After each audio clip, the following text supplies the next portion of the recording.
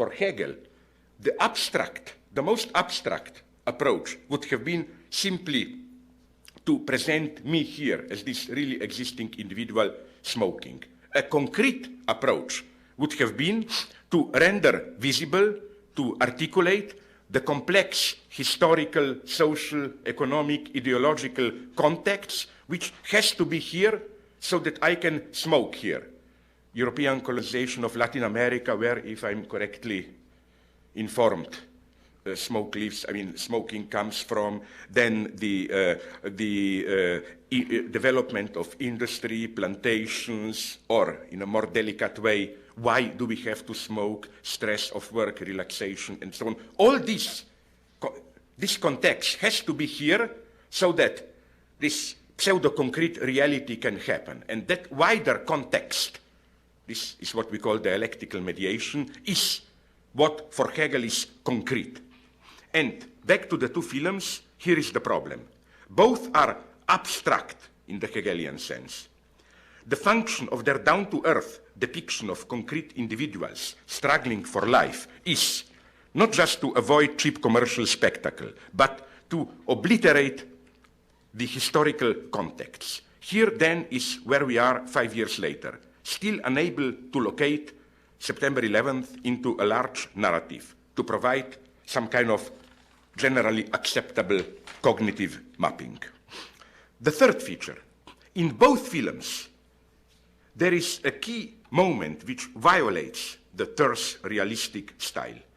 United 93 starts with kidnappers in a motel room, praying, getting ready. They look austere, like some kind of angels of death. And the first shot after the title credits confirms this impression. It is a panoramic shot from high above Manhattan in the night, camera moving above the streets, accompanied by the sound of the kidnappers' prayers, as if the kidnappers stroll above the city, getting ready to descend on earth to reap their deadly harvest.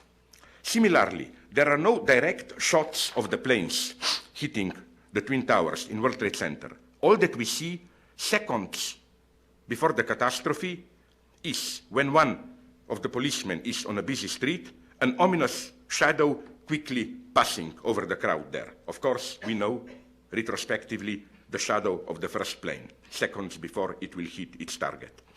These shots confer on both films a strange theological reverberation, as if the attacks were a kind of divine intervention. What do I mean by this?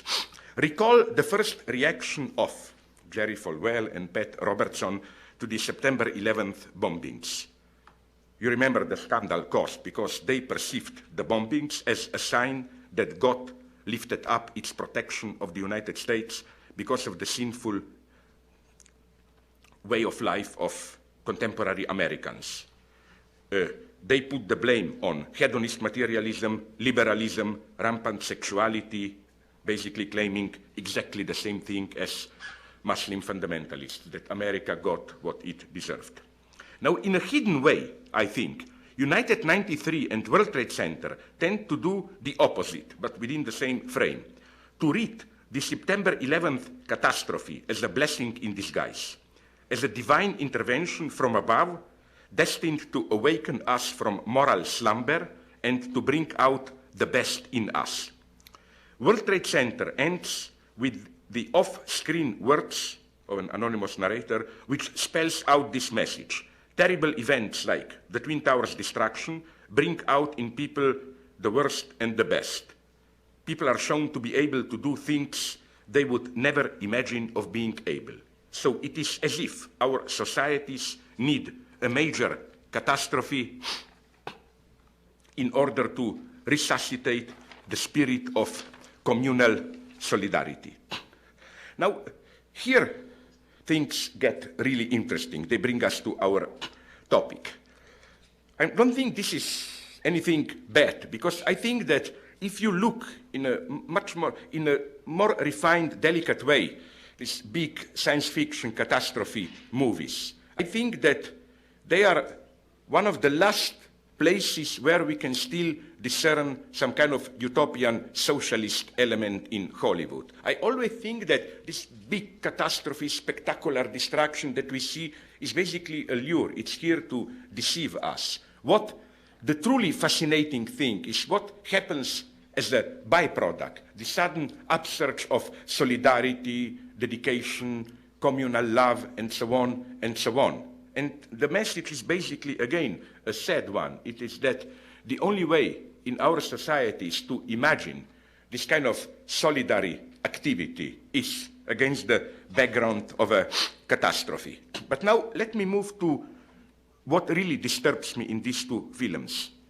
Implicitly, I claim, they not justify, but how should I put it, contextualize or provide the interpretation of the events as part of some deeper meaning, how should I put it, in the sense of these events really happened in order to awaken us. A secret teleology built in them. Like, they are terrible, but a blessing in disguise.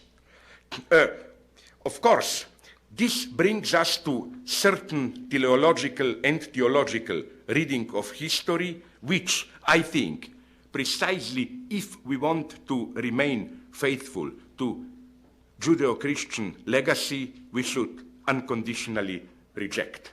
This, I claim, false teleology best exemplified by that well-known metaphor of a painting. You know, when something appears discordant, terrifying, horrible to us, it is as if we are looking at a painting, the painting being the universe, we are too close to it, and it appears as a stain.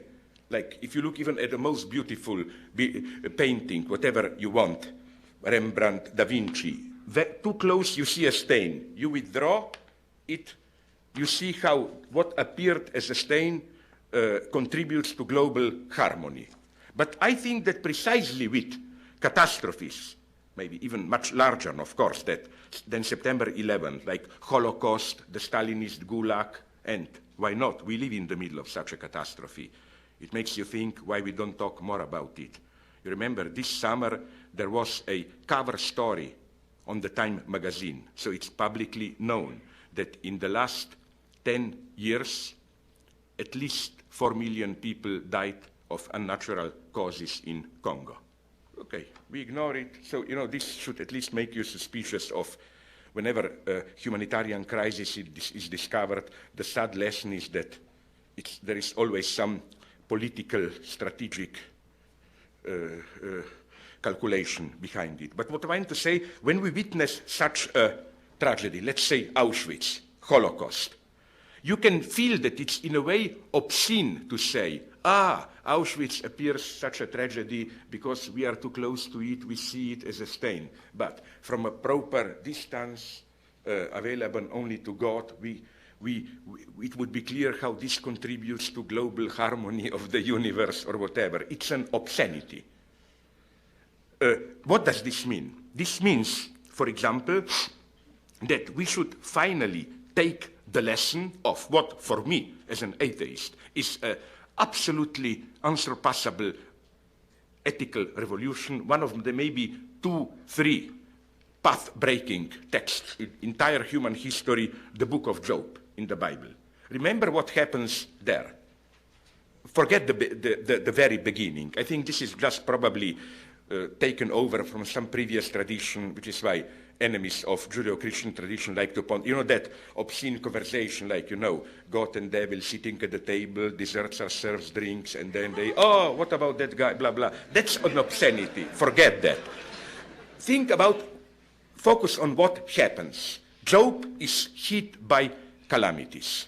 And what does Job do? It's incredible how spontaneously we try to falsify his image. Once I asked my friends, atheist or religious, and most of them had this totally fake memory that Job is a guy who, and therein should reside the lesson of the story, who silently suffers, humbly submits to divine will. Not at all. He is angry, he protests all the time. But here also we should be very precise. What happens there? He doesn't protest in this vulgar economic sense, I didn't deserve it, blah, blah. There are three bad guys, three theologists there, who are precisely providers of meaning. The point of their, you know, three friends, or there are four, I'm not, okay, there's three. They don't, the point is not that they put the blame on Job, that's secondary, like the first one who provides this simple pseudo-hermeneutics. God is just, so if you suffer, even if you are not aware now of what, you must have done something. No, it's more precise. They just desperately try to provide a meaning. Their underlying hypothesis or axiom is it must have some meaning, if we know it or not. And the absolute greatness, that's undescribable ethical evolution, I think, of Job is to reject this meaning. I see in this the sense of his, like, bitter insistence. Not, I'm good, I'm extra good, I served God, but this, I didn't deserve it. Again, not in the sense I was good, but in the sense of, no, there is no deeper meaning here. And remember what happens then, when God finally intervenes. He gives full right to Job. He says to the three quick ideologists, quickly, to the three, like, maybe the name of one of them was, I don't know, one was Pat, the other was Jerry, who knows who was the third one, no?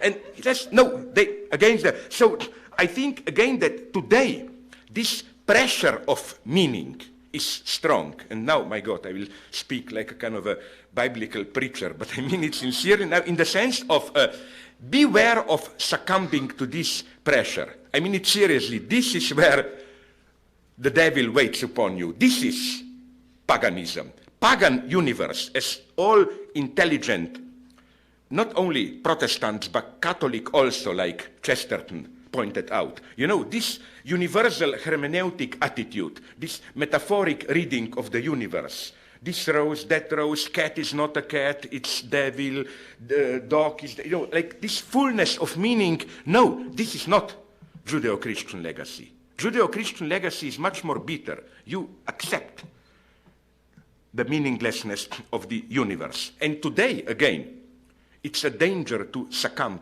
to this pseudo-hermeneutics when we witness things like AIDS, the prospect of ideological catastrophe, and so on. It's so simple to succumb to this temptation. AIDS, oh, it must have some meaning, punishment for this, ecology, yes, because we disturbed the balance of yin-yang and so on, or whatever. And no, you start with a little bit of hermeneutic of ecology, I warn you, you end up in Da Vinci Code, no? And then you end up with Jesus Christ copulating, you know, it's a small step from one to the other, no? So again, one has to resist this temptation, which is a terrible temptation. Let me give you a brutal, extreme example, which I not like, but it's at least convincing. When I was in Israel, I was told that there is a minor sect, but nonetheless not negligible, quite strong, sect of people, and there is a rabbi who leads them, who believe that, among other things, that Holocaust was justified, that the Jewish people, European Jews, did something very sinful. Okay, he tries to specify it as integrating themselves too much into European societies, and that this was divine punishment. It's terrible, but I understand it in the sense that, you know, even if the mess